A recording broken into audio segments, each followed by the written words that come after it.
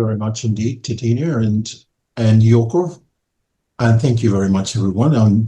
I'm Jeremy, and I'd like to talk about traditional games and sports and pastimes and their potential for increased physical activity among populations the in society.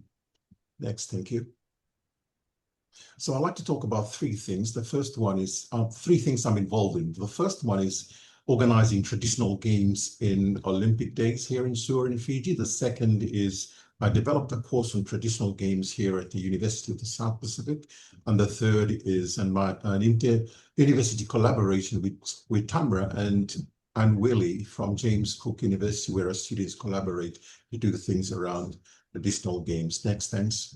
So this is the first one is organizing traditional games during Olympic Days. So there's a number of them, but the first one of them is to husk coconut, crack it, and then see if you can scrape it all the first, and then you'll be the winner.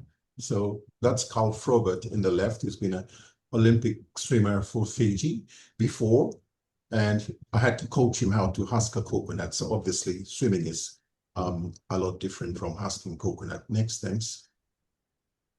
So I'd like to talk about the notion of festival and traditional games as integral to festivals and social life, and because they are important parts of our cultural heritage, and not only that, but they are rituals, and not only rituals, but recreation and a form of physical activity that our people do that have various functions as rituals and as festivals, but also a major part of identity.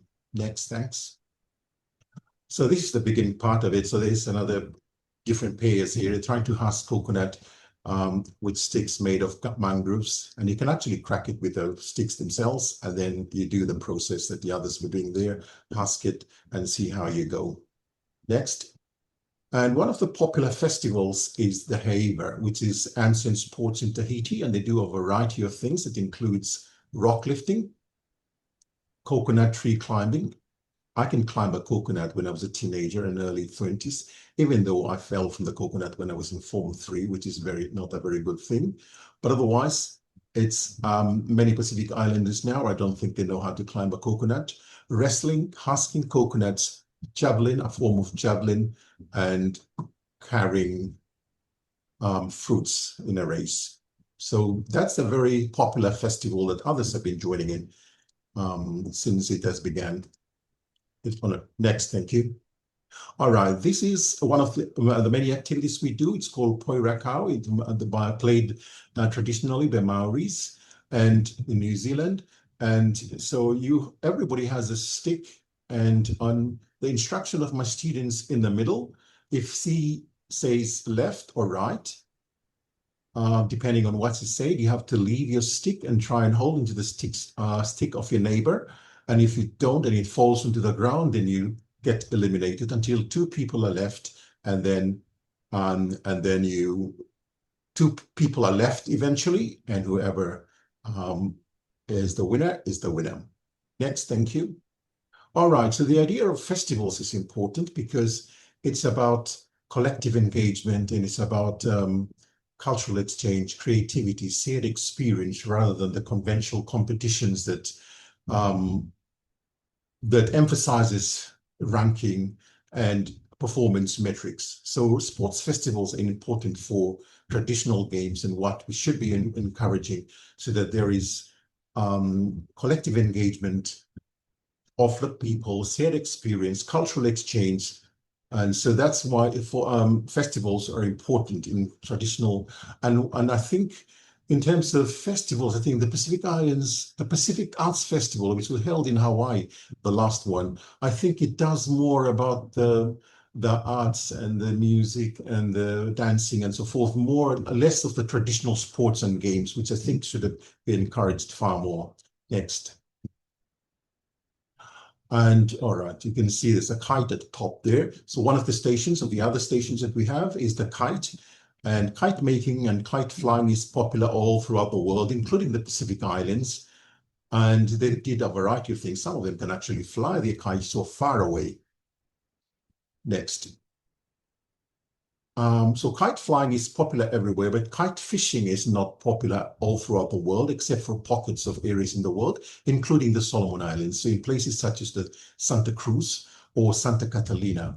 So they do, in Santa Catalina, they still do it right up to today. They still do, and the skills that goes into kite fishing is amazing, even though they might do some in some expensive yachts in the Gold Coast or somewhere with expensive kites and so on. But the traditional skills are still there. They're still using it. They're still using it. So there's so many things that needs to be recorded and needs to be promoted in the Pacific Islands next. And so after the Olympic Day, we would have something to date with all the students that we were involved next. And so the second one is in terms of putting into the formal curriculum. And there are calls to do that, but I think there's sluggishness in terms of putting them into the formal curriculum in the Pacific Islands and many places. I think that's the case. And here at the University of the South Pacific, I put one into the system.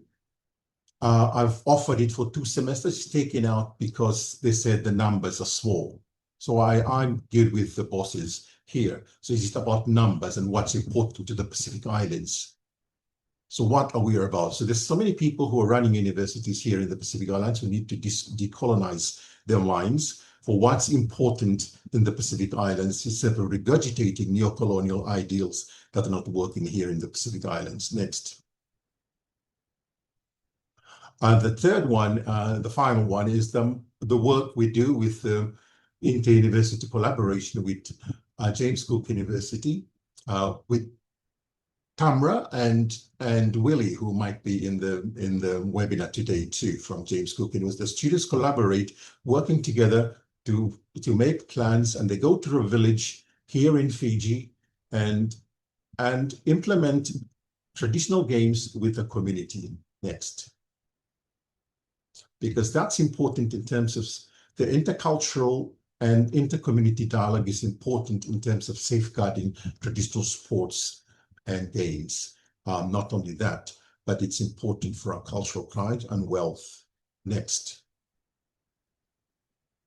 And this is a picture of them working together and teaching children and playing with them in the village here in Fiji for our and collaborating with the village. Next. And there you go, the end of the activity, and they all enjoyed themselves. Thanks indeed. Next.